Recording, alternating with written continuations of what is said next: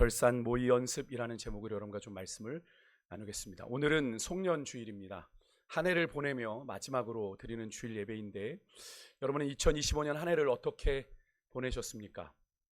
오늘 말씀을 통해서 우리가 걸어온 2025년의 시간들을 한번 돌아보기를 원하는데요.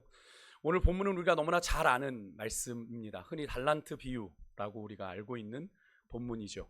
아마 교회를 다녀보신 분들이라면 모르시는 분이 거의 없으시리라 생각이 되는데, 하지만 여러분, 이 말씀이 우리에게 익숙한 만큼이나 친근한 만큼이나 영향력이 있는지 사실 장담하기가 어렵습니다.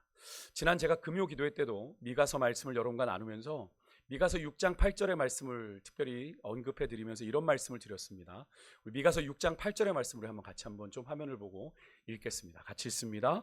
사람아, 주께서 선한 것이 무엇임을 내게 보이셨나니 여호와께서 내게 구하시는 것은 오직 정의를 행하며 인자를 사랑하며 겸손하게 내 하나님과 함께 행하는 것이 아니냐. 아멘. 여기에서 제가 형광색으로 표시한 여호와께서 내게 구하시는 것, 이 구절에서 구하다라고 하는 이 동사가 히브리어로는 도레쉬입니다.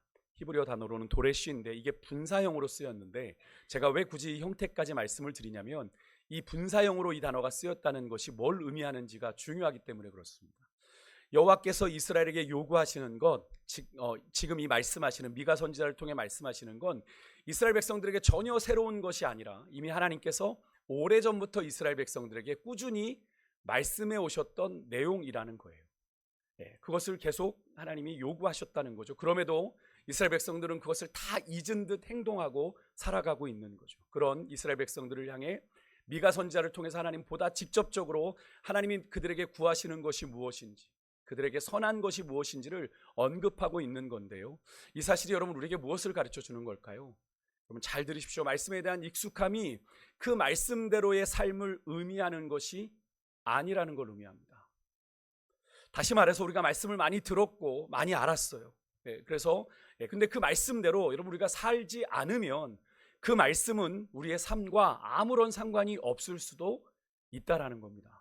물론 우리가 말씀을 읽을 때 강권적인 성령의 역사하심 가운데 그 말씀이 역사하실 수도 있어요. 하지만 그 말씀대로 살아나지 않고 그 말씀이 우리의 이해에만, 인식에만 머문다면 그 말씀은 우리와 삶과는 아무런 상관이 없을 수도 있다라는 거예요.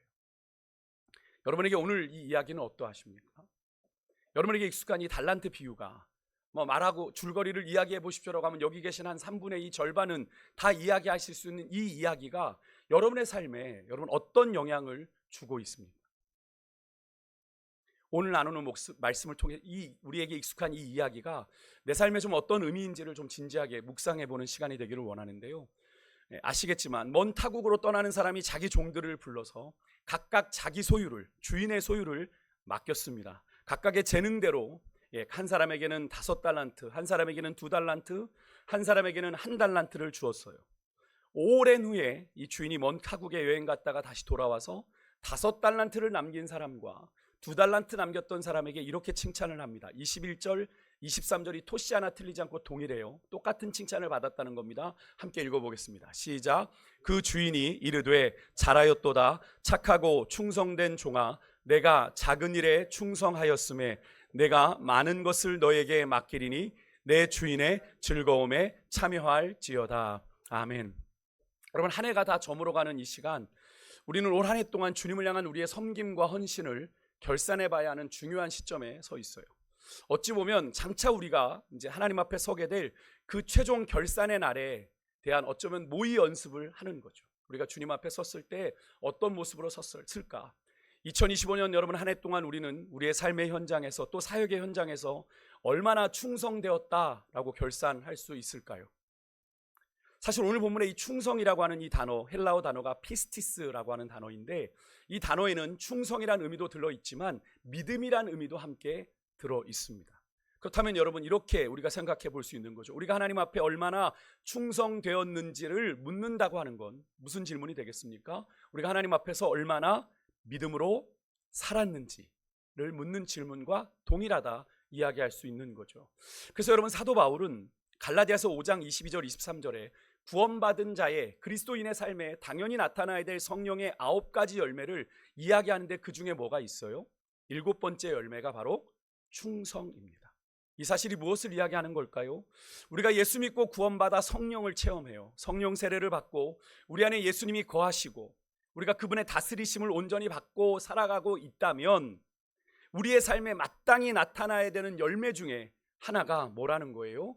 충성의 열매라는 것이고, 그것을 사도 바울은 지금 이 성령의 9가지 열매에서 이야기하고 있는 겁니다. 그러니까 우리가 믿음으로 산다고 하는 우리의 삶에 당연히 나타나야 되는 열매가 하나님을 향한 뭐예요? 충성이라는 거예요. 올 한 해 여러분 믿음으로 나름 살았습니다라고 자부하시는 여러분은 올 한 해 동안 그 살아계신 하나님 앞에서 이 충성의 열매를 얼마나 맺으며 살아오셨습니까? 스스로에게 한번 대답해 보십시오. 오늘 본문으로 다시 돌아가서 여러분은 혹시 오늘 이 달란트 비유를 읽을 때마다 그런 생각 혹시 해보지 않으셨습니까? 왜 하나님께서는, 왜 주인이 종들에게 그냥 똑같이 3달란트, 3달란트, 3달란트 주면 좋겠는데 왜 그렇게 하지 않고 5달란트, 2달란트, 1달란트로 구별을 둔 건가? 왜 차별을 둔 건가 하는 생각 말입니다. 만약 주인이 안 그랬다면 이 1달란트 받은 사람도 우리가 아는 것처럼 자신이 받은 것을 땅에 묻어두는 일을 하지 않지 않았을까 하는 그런 생각 해보지 않으셨습니까? 그런데 오늘 이 이야기가 예수님이 무엇에 대해서 하시는 이야기인가요? 무엇에 대한 비유이죠? 20장 앞부분에 보면 그때의 천국은 이렇게 나와요. 이 이야기는 천국에 대한 비유입니다. 이 말 하나님의 나라를 의미하는 거예요. 그렇다면 오늘 본문에 여러분 등장하는 이 타국으로 떠난 주인은 단순한 주인이 아니라 우리의 삶의 참 주인이 되신 다시 오실 누구를 말하는 거죠? 재림의 주님을 의미한다라고 이야기할 수 있는 거죠. 여러분 오늘 이야기에 등장하는 이 3명의 종들은요, 각기 다른 분량의 돈을 받았는데 주인이 여러분 그 종들에 대해서 모르고 이렇게 나눈 걸까요? 주인은 분명히 자기 종들에 대해서 정확하게 파악을 하고 있었을 겁니다. 거기다가 그 주인이 여러분 하나님이신 예수님이라면 그 내용은 더 분명한 사실이겠죠. 결국 오늘 종들이요, 각자의 몫으로 받은 이 달란트는 그들이 인정하건 동의하건 하지 상관없이 그들이 다룰 수 있는, 그들의 능력 안에서 다룰 수 있는 정도의 액수, 그 이상 그 이하도 아닌 정확한 액수를 받은 겁니다.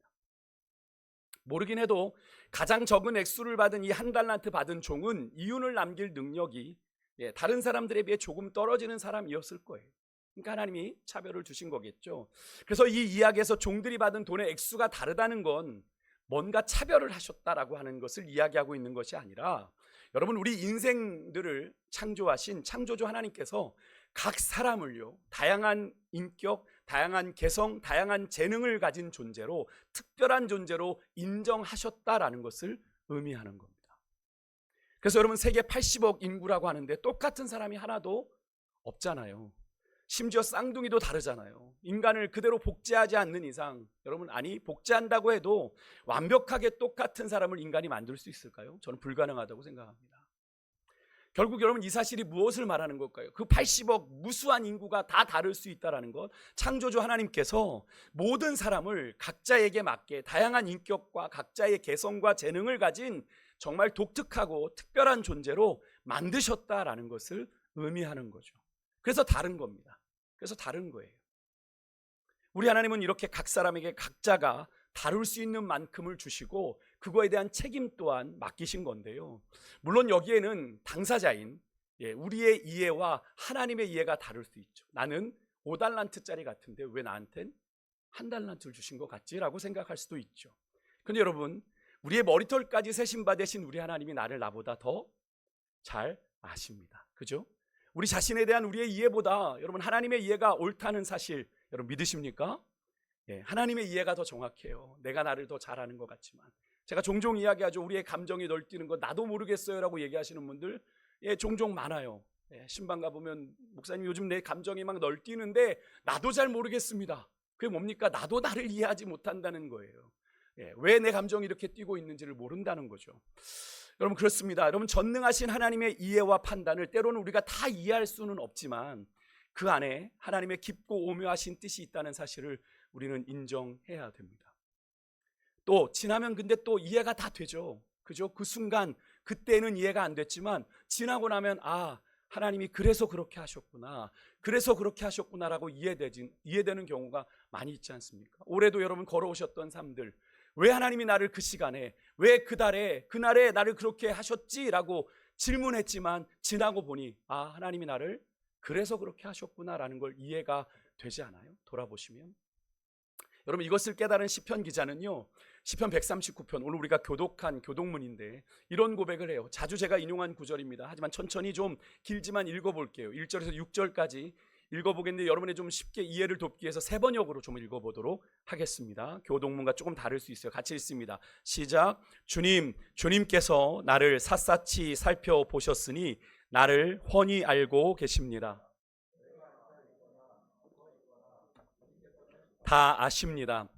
멀리서도 내 생각을 다 알고 계십니다. 내가 길을 가거나 누워 있거나 주님께서는 다 살피고 계시니 내 모든 행실을 다 알고 계십니다. 내가 혀를 놀려 아무 말 하지 않아도 주님께서는 내가 하려는 말을 이미 다 알고 계십니다. 께서 나의 앞뒤를 두루 감싸 주시고 내게 주님의 손을 얹어 주셨습니다. 이 깨달음이 내게는 너무 놀랍고 너무 높아서 내가 감히 측량할 수조차 없습니다. 아멘. 여러분 동의하십니까? 시편 기자는 자기 자신보다 더 자기를 잘 아시는 주님에 대한 놀라움을 고백하면서 그 하나님의 전지하심이 감히 측량할 수조차 없다. 하나님이 나를 다 아신다고 하는 걸 내가 감히 다 알 수 없습니다 라고 고백을 하고 있어요. 여러분, 바로 이 시인의 고백이요, 여러분, 유한한 인간이 무한하신 창조주 하나님께 드릴 수 있는 가장 정직하고 진실한 고백이지 않습니까? 그 거룩하신 하나님 앞에서, 그 전지하신 하나님 앞에서 드릴 수 있는 최고의 정직한 고백이 이 고백 아니에요? 하나님, 나는 다 모릅니다. 그렇지만 하나님은 다 아십니다.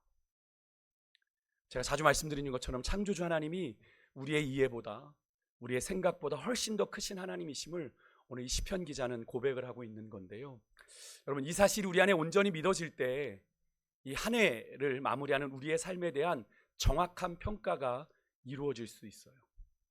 다시 본문으로 돌아서 여러분, 무엇이 오늘 이 이야기 속에서요, 여러분 잘 아시겠지만 두 사람은 충성된 종으로, 착하고 충성된 종으로, 한 사람은 악하고 게으른 종이 되게 했을까요? 그 결정적인 이유가 두 가지인데요, 첫 번째는 맡은 자 의식입니다. 다른 말로 하면 청지기 의식이에요. 오늘 본문 14절 제가 읽어드렸지만 다시 한번 좀 같이 읽어볼까요? 같이 읽겠습니다. 시작. 또 어떤 사람이 타국에 갈 때 그 종들을 불러 자기 소유를 맡김과 같으니. 아멘. 어떤 사람이 먼 나라로 떠나가면서 자기 종들을 불러서 그들에게 자기 소유를 어떻게 했대요? 맡겼다라고 성경은 이야기합니다. 여기서 맡겼다라는 건 종들 입장에서 주인의 것을 맡은 자들이란 의미죠. 맡았다는 건 내 것이 아니라 주인의 것을 내가 관리한다라는 걸 의미합니다. 그러니까 자기 소유를, 주인의 소유를 종들에게 맡겼고 종들은 그것을 관리하는 관리자에 불과한 자들입니다. 성경적인 단어로 아까도 말씀드렸지만 청지기였다라고 말할 수 있는 거죠. 그렇다면 여러분, 오늘 본문에서 문제가 뭘까요? 이들이 얼마나 많이 받았느냐가 문제일까요? 아닙니다. 그런 것에 대한 직접적인 언급은 사실 없습니다. 그죠? 제가 아까도 말씀드렸지 않습니까? 5달란트 받은 자들이나 2달란트 받은 자나 받은 칭찬이 똑같았어요. 토시 하나 틀리지 않고 똑같았습니다. 뭘 의미합니까? 더 많이 받고 적게 받고가 문제가 아니라는 걸 의미합니다. 주님은 똑같이 칭찬하신다라는 거예요. 적게 받던 많이 받든. 그냥 여러분, 이 이야기를 우리가 제3자의 입장에서 볼 때 우리가 생각하는 거죠. 왜 하나님은 이렇게 적게 주고 많이 주시지? 라고 하는 문제지, 오늘 이 이야기 안에서 더 중요하게 다뤄지고 있는 문제는 그게 아니에요. 더 중요한 문제는 뭐냐면 내가 맡은 것을, 그게 많든 적든 내가 어떻게 관리할 수 있느냐의 문제입니다. 우리가 잘 아는 것처럼 5달란트, 2달란트 맡은 자와 다르게 1달란트 받은 자는 주인에게 책망을 받죠. 1달란트 받은 자가 여러분 적게 받아서 책망을 받은 건가요? 아니죠. 절대 아니죠. 그에게 맡겨진 것을 그가 제대로 관리하지 못했기 때문에 그랬는데 왜 그랬을까요? 이 사람은 왜 그랬을까요? 여러 가지 원인들을 생각해 볼 수 있겠습니다만 이 문제를 좀 해결하기 위해서는 우리가 좀 주목해야 될 말씀 구절이 있는데 19절입니다. 19절 한번 읽어볼게요. 같이 읽습니다. 시작. 오랜 후에 그 종들의 주인이 돌아와 그들과 결산할세. 예. 종들에게 달란트를 맡겼던 주인이 결국엔 돌아왔는데 언제 돌아왔어요? 오랜 후에입니다. 오랜 후에. 이게 참 막연한 개념이죠. 막연한 겁니다. 아마도 한 달란트 맡은 종은 이렇게 생각하지 않았을까 싶어요. 주인이 떠난 지 제법 됐는데 돌아오지 않아요. 하몽차사야. 어쩌면 주인이 영영 돌아오지 않을지도 모른다고 이 종은 생각했을 것이고, 그럼 주인이 맡긴 것에 대해서 전혀 책임의식을 갖지 않을 수도 있었던 거죠. 예, 주인이 오지 않을 거라고 생각하니까 그냥 대충 버려놓지 뭐, 이렇게 생각한 겁니다. 저는 사실 오늘 이 본문을 묵상하면서 놓쳐서는 안 되는 아주 중요한 점이 바로 이거라고 생각하는데요. 오늘 본문이 여러분 마태복음 25장의 한 부분이에요. 마태복음 25장 전체를 보면 그 앞에 24장과 함께 읽어보시면 뒤에 26장까지 여기 아주 중요한 신학적인 주제가 나와요. 기독교 교리 중에 가장 중요한 주제에 집중하고 있는 걸 알 수 있는데 그게 뭘까요? 그래서 바로 예수님이 다시 오신다라고 하는 것에, 예수님의 재림의 사건을 주제로 이야기하고 있는 겁니다. 그래서 여기서 오랜 후에라고 하는 이 표현은 그냥 단순히 주인이 오랜 후에 왔다라는 의미도 있지만, 예수님이 승천하시고 부활하셔서 승천하시고 오랜 시간이 흐른 뒤에 다시 이 땅에 오실 거다라는 사실을 빗대어 표현한 거예요. 그게 오랜 후에입니다. 참 막연하지만 우리 그리스도인들이 기다리는 예수 그리스도의 재림은 바로 그런 거라는 거죠. 물론 그 재림이 내일일 수도 있는 거죠. 하지만 우리가 아직 벌써 2000년이라는 시간이 흐르지 않았습니까? 그럼에도 주께는 1000년이 하루 같고 하루가 1000년 같은 우리는 알기에 우리는 허투루 살지 않는 거죠. 아마도 그리스도인들이라면 여러분 여기 계신 모든 분들은 그래도 예수님의 재림을 믿는다라고 쉽게 대답하실 수 있을 겁니다. 근데 문제는 우리가 그렇게 이론적으로 교리적으로 입으로 고백하고 하는 것과 마음으로 믿고 그렇게 사는 것은 전혀 다른 문제다라는 거예요. 예수님이 다시 오실 거야 라고 우리는 알아요. 근데 그것을 믿고 내가 그것을 의식하며 사는 것과 그냥 아는 것과는 전혀 다르다는 거예요. 오늘 예배하신 여러분들은 정말 우리 주님이 다시 오실 것을 여러분 믿으십니까? 믿으세요? 그렇다면 더 중요한 것, 그렇게 믿고 살고 계십니까? 다시 말해서 여러분 2000여 년 전 하늘로 승천하신 주님은 반드시 다시 오실 것이고, 그로 인해 내가 살았던 삶 그리고 인류의 모든 역사는 그분 앞에서 반드시 심판되고 결산될 것이라는 사실을 우리는 정말 믿고 그렇게 살고 있냐는 거죠.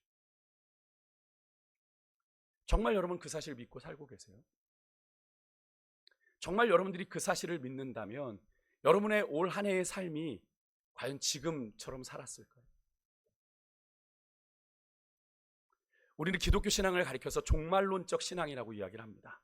우리는 늘 다시 오실 재림의 주님을 기다리는 신앙이죠. 근데 이 종말론적 신앙을 좀 그렇게 오해하는 분들이 있어요. 세상 끝날 거니까 아우성 치고 집도 떠나고 가정도 버리고 직장도 등지고 산으로 기도원으로 그렇게 현실을 도피하는 것으로 이해하는 분들인데 잘못된 거죠.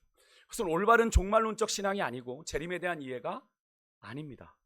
이 종말론적인 신앙의 본질은 이거예요. 언제나 이 역사 속에 다시 오실 수 있는 그분, 그 역사를 마침내는 심판하시고 결산할 그분 앞에서 언제 역사의 종말이 와도, 내 개인의 종말이 와도 부끄럽지 않도록 준비되어야 하는 것이 바로 이 종말론적 신앙의 본질이에요. 성경은 이것을 뭐라고 얘기하죠? 깨어있으라 이야기하죠. 잠들지 말고 깨어있으라. 우리가 이 사실을 진심으로 믿는다면, 우리의 삶에 반드시 심판이 있고 결산할 그날이 온다는 사실을 여러분 믿는다면, 오늘 이 하루의 삶은 그냥 대충 내 기분대로 살고 지나칠 순간이 아니라 반드시 그분의 심판대 앞에 섰을 때 숨김없이 낱낱이 드러나야 될 우리의 삶의 내용이자 우리의 인생의 한 페이지가 된다라는 거예요. 그렇다면 여러분은 오늘을 어떻게 살고 계십니까? 아주 중요한 문제 아니겠어요? 우리 주님께서는 여러분과 저에게도 많은 것을 맡겨주셨습니다. 오늘 본문에 주인이 자기 종들에게 자기의 재산을 맡겼던 것처럼 종들의 것이 아니라 주인의 것을, 우리에게도 우리 주님께서 많은 것을, 우리 주님의 것을 많이 맡겨주셨어요. 여러분 그것을 인식하고 살고 계십니까? 우리 주님이 우리에게 무엇을 맡겨주셨어요? 우리에게 시간도 맡겨주셨어요. 그죠? 돈도 맡겨주셨고 재능도 맡겨주셨고 은사도 맡겨주셨고 우리에게 건강도 우리에게 맡겨주셨고 우리의 호흡도, 우리의 인생도 맡겨주셨는데, 여기서 중요한 건요, 이것을 내가 얼마나 많이 가졌느냐가 중요한 것이 아니라 이것을 내가 어떻게 사용하고 있는지가, 주를 위해 어떻게 사용하고 있는지가 정말 중요한데요. 다시 말해서 우리가 얼마나 많은 시간을 맡아 가지고 있느냐가 중요한 게 아니라 내게 맡겨주신 이 시간을 내가 어떻게 주를 위해 사용하고 있는지가 중요하다라는 거예요. 여러분, 하나님께서 여러분에게 맡겨주신 그 시간을 어떻게 사용하고 계십니까? 지금까지 그 시간을 어떻게 사용하며 살아오셨어요? 또 내가 돈이 얼마나 많으냐? 중요한 것 아닙니다. 나에게 맡겨진 그 돈을 가지고 내가 무엇을 하며 살았느냐가 더 중요해요. 여러분, 이 돈 문제도 그렇습니다. 네, 돈이 많은 분이 많이 나누고 베푸는 게 아니더라고요. 돈이 적어도 그것을 가지고 정말 많은 것으로 베푸는 분들이 있더라고요. 여러분, 돈이 얼마나 내게 얼만큼 있으면 나는 헌신하겠습니다. 거짓말입니다. 적어도 헌신하지 못하는데 많으면 헌신하겠다? 거짓말이에요. 제가 11조 이야기 종종 드리지 않습니까? 적은 11조 드리지 못하는데 내가 나중에 1억 벌면 11조를 드리겠습니다. 여러분, 1억에 11조는 얼마예요? 1,000만 원 하나님 앞에 드리실 수 있으시겠어요? 저는 못 드린다에 한 표 드립니다. 우리가 그 믿음이 그렇게 대단하지가 않아요. 또 여러분, 얼마나 많은 재능과 은사를 가지고 있느냐가 중요한 것이 아니라 우리에게 주신 재능, 은사를 가지고 주를 위해 어떻게 살았느냐가 중요합니다.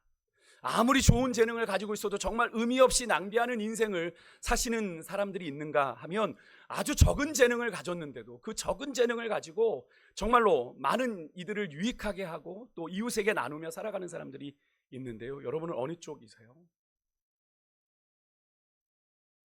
또 내가 건강한 몸을 가지고 있는 것 중요하죠. 내가 건강합니다. 근데 그 건강한 몸을 가지고 내가 하루하루를 어떻게 살아가고 있는가? 끝으로 내 인생에 얼마나 많은 기회가 주어졌느냐, 그게 중요한 것이 아니라 하나님께서 내게 주신 그 기회들을 내가 얼마나 믿음으로 선용하며 살아왔는가가 중요한 거거든요. 이외에도 다양한 것들이 있겠죠.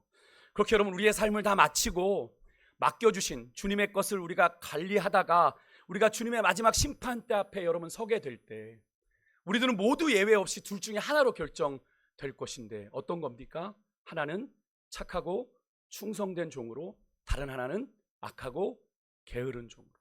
여러분과 저는 과연 어느 편에 속하게 될까요?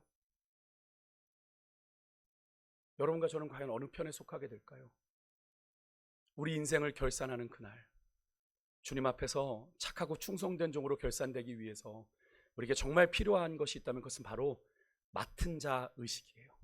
내가 주님의 것을 맡았다. 나는 청직이다.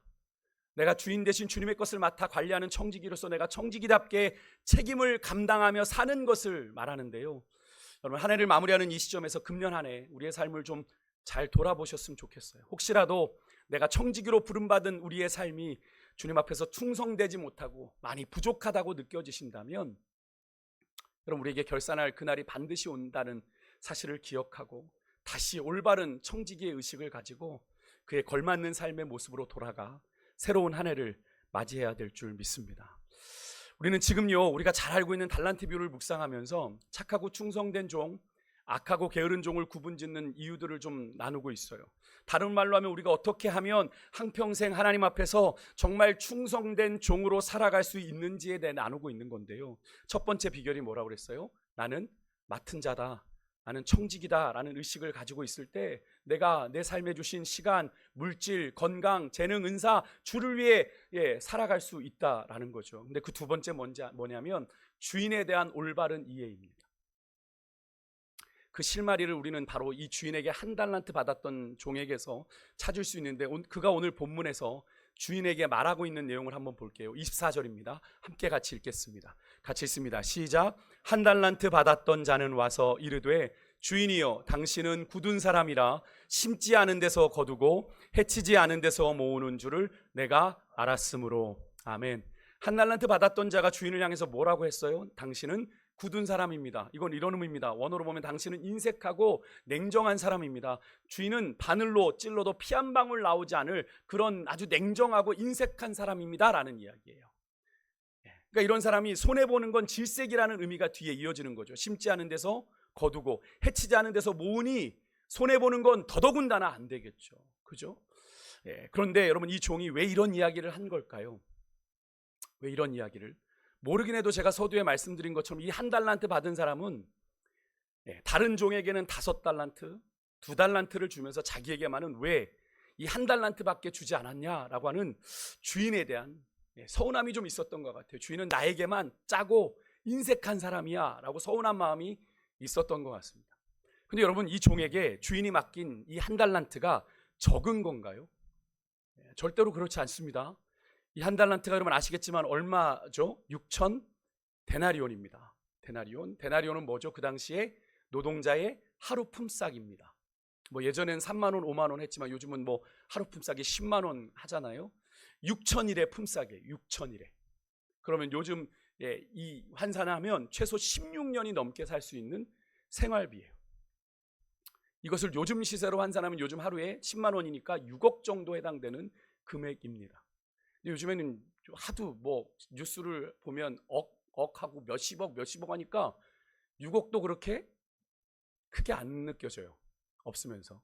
그죠? 근데 여러분, 이 금액이 작습니까? 결코 작은 금액이 아니죠. 사실 다 차치하고 이 달란트를요, 여러분 이렇게 생각해 보시면 어때요? 조를 붙여 봅시다. 조. 요즘에 조도 종종 언급이 되더라고요. 그죠? 5조, 2조, 1조. 5조 받은 사람에 비해서 내가 적게 받았다고 1조 여러분 적은 겁니까? 평생 내가 모아도 1조 못 모아요. 그죠? 평생 내가 뭐 재산을 증식하고 불린다고 해도 1조 만들어질까 말까 하는 액수 아닌데, 여러분 1조를 적다고 할 수는 없는 액수 아닙니까? 그렇다면 여러분, 이 사람은 오히려 앞으로 내가 16년 동안 생계 걱정 없이 살 수 있다는 이 사실만으로도 사실 되게 감동을 해야 되고, 이것을 주인의 기대대로 내가 잘 관리해야 되겠다라는 생각은 하지 않고, 다른 사람은 나보다 더 받았고 5달란트 받았고, 또 다른 사람은 나보다 2달란트를 받은 것을 가지고 서운한 마음을 가지고 주인에 대해서 오해한 겁니다. 그래서 그렇게 이야기한 거예요. 왜 이런 원망하는 마음을 가지게 된 거예요? 너무나도 분명하죠. 그는 그들과 자신을 어떻게 한 겁니까? 비교한 겁니다. 비교. 여러분, 그래요. 이 비교라고 하는 게 항상 우리 인생을 비참하게 만듭니다. 내가 이미 받은 은혜가 얼마나 큰지를 보지 못하게 하는 거죠. 올 한 해도 정말 주님 은혜로 살아왔는데, 하나님 내가 저 권사보다, 저 집사보다 내가 못한 게 뭐 있어서 내 인생을 이렇게 하셨어요 라고 원망하는 거예요. 그렇게 당연한 감사도 잊어버리게 만든 게 뭐예요? 비교예요. 비교입니다. 근데 여러분 생각해 보십시오. 오늘 이야기에서 이 한 달란트 받은 사람만 여러분 억울한가요? 비교했을 때? 그럼 한 달란트 받은 사람의 기준으로 따지면 사실 그 전에 2달란트 받은 사람도, 2달란트 받은 종도 충분히 불평할 거리가 있어요. 그죠? 왜? 나보다 더 받은 5달란트 받은 사람이 있으니까. 왜? 자기한테는 2달란트만 주고 저 사람에게는 5달란트를 줬으니까. 하지만 이 2달란트 맡은 종은 그렇게 반응하지 않습니다. 여러분, 인생이 비교하기 시작하면 아주 비참해지고 복잡해지는 거죠. 여러분 아십니까? 이 세상에는 항상 나보다 더 많이 가진 사람이 늘 존재합니다. 나보다 더 많이 있는 사람이 존재해요. 그렇다면 여러분, 그렇게 늘 비교하는 사람은 항상 나보다 많이 가진 존재들로 인해서 어떻게 될까요? 늘 만족함이 없고 늘 비참하게 자기를 비하하며 살게 되겠죠. 그런 인생이 과연 만족이 있을까요? 없죠. 그런 비교 의식으로는 절대로 그런 비참한 신세를 면할 수 없게 되는 거죠. 오늘 한 달란트 받은 종이 그랬습니다. 한 달란트 받은 종. 그러면서 자신의 그런 부끄러운 비교 의식을, 그로 인해서 서운한 마음을 숨기고자 모든 책임을 누구에게 돌려요? 주인에게 돌립니다. 은근슬쩍 주인을 비난하는 거죠. 실상 주인에 대해서 제대로 알지도 못하면서, 제대로 모르면서. 26절에 주인이 이렇게 얘기하지 않습니까? 그를 악하고 게으른 종이라고 부르면서 그가 주인을 향해 던졌던 그 말도 안 되는 비난을 그대로 반복하면서 그의 주인에 대한 이해가 얼마나 잘못된 것인지를 분명하게 지적합니다. 한 달란트 받은 종의 실수 뭐예요? 자신에게 한 달란트를 맡긴 주인을 오해한 거죠. 사실 그것은 주인에 대한 불신에서 기초한 건데, 엄밀히 말해서 주인에 대한 종의 무지, 오해와 더불어서 사실 그 주인을 가볍게, 주인의 부탁을 가볍게 여기고 일하고 싶지 않은 종의 안일함, 나태함이 오늘의 이 사단을 만든 겁니다. 근데 그런 생각을 해봅니다. 만약에 이 종이 초점이 다른 사람이 아니라 그를 신뢰하여 이 무려 한 달란트나 되는 것을 맡기신 주인에게 이 사람이 초점을 맞추었다면 어땠을까 하는 생각이 들어요. 참 안타까운 모습이지 않습니까? 2달란트 가진 사람처럼 그냥 5달란트 가진 사람이 있고 나에겐 2달란트 주셨는데 내게 맡긴 것 내가 잘 관리해야지라고 생각하며 그런 인생을 살았다면 이 1달란트 받은 사람은 어땠을까 하는 생각이 들어요. 여러분 혹시 우리의 모습이 1달란트 받은 사람의 모습과 같지 않습니까? 우리도 우리의 삶의 주인 되신 하나님에 대해서 이렇게 오해하고 실수하는 경우가 있지 않아요? 다른 사람과 나를 비교하느라 정작 우리가 우리의 삶에서 집중해야 할 하나님을 향한 시선을 우리가 놓치고 있지는 않은지. 하나님 쟤 더 주셨잖아요. 왜 난 저보다 안 주세요? 라고 하는 그런 잘못된 비교식. 하나님이 내 삶에 충분히 감사할 은혜를 주셨고 그로 인해 충분히 내가 최선을 다해 살아가야 될, 인생을 살아야 될 이유가 분명히 있음에도 불구하고 비교하고 원망하고 불평하는데 우리 인생을 낭비하지 않았는지 여러분 이 시간 좀 돌아보실 수 있기를 소망해요. 여러분 나를 나보다 더 잘하시는 우리 주님께서 내가 이만큼 관리할 수 있다고 믿기에 이렇게 나에게 맡기셨지 라고 그렇게 생각하고 우리 각자에게 주어진 삶의 자리에서 최선을 다했다면 우리가 걸어와 지금 마무리하는 이 2025년 우리의 한 해는 여러분 어땠을까요? 오늘 이야기 속에 1달란트 받은 사람이 그렇게 남과 자신을 비교하며 주인을 오해하지 않고 맡겨진 대로 정말 최선을 다했다면 내게 이런 1달란트를 맡기셨구나 하는 마음에 그렇게 최선을 다했다면 그도 또한 주인에게 악하고 게으른 종이 아니라 착하고 충성된 종이라고 칭찬받지 않았을까요? 사랑하는 성도 여러분, 여러분의 2025년 한 해는 어떠하십니까? 다른 시간은 차치하고라도 그 전에는 상관없이 2025년만 놓고 보았을 때 우리는 주님 앞에서 착하고 충성된 종이었습니까? 아니면 악하고 게으른 종이었습니까? 오늘 말씀을 통해서 여러분 각자에게 주시는 은혜가 있을 거라 생각이 되는데요. 여러분 그 주신 은혜를 따라 주님 앞에서 새로운 한 해, 새로운 내일을 다시 한번 새로운 믿음으로 결단하며 나아가는 여러분과 제가 될 수 있기를 간절히 소망합니다. 기억하십시오. 우리가 누리는 것 모두 주님의 것입니다. 주님이 맡기신 거예요. 왜 맡기셨어요? 그것을 위해 주를 위해 쓰라고, 주를 위해 헌신하라고. 우리는 청지기입니다. 여러분 내 눈에 넣어서 내 배 아파 낳은 내 자녀도 내게 아니라 주님께서 내게 허락하신 자녀이고요. 가정도, 시간도, 물질도, 은사도, 이 몸과 건강도 다 주님께서 나에게 맡기셨다라는 걸 여러분 기억하고 우리의 삶의 참 주인 되신 우리 주님 오해하지 말고 주님의 뜻을 따라 잘 선용하여 주님이 계산하자 말씀하시는 정말 실전이 우리에게 왔을 때 기쁨으로 주님을 달려나가 주님을 맞이하는 숙제 검사하자고 얘기했을 때 여러분 제일 기쁜 친구가 누굽니까? 숙제 다 한 친구잖아요. 여러분과 제가 그 숙제 다 한 친구가 되었으면 좋겠어요. 그렇게 주님을 기쁨으로 맞이하고 착하고 충성된 종이라 칭찬받는 거룩한 믿음의 성도들 되시기를 주의 이름으로 축복합니다. 우리 함께 찬양할 때 오신실하신 주 함께 찬양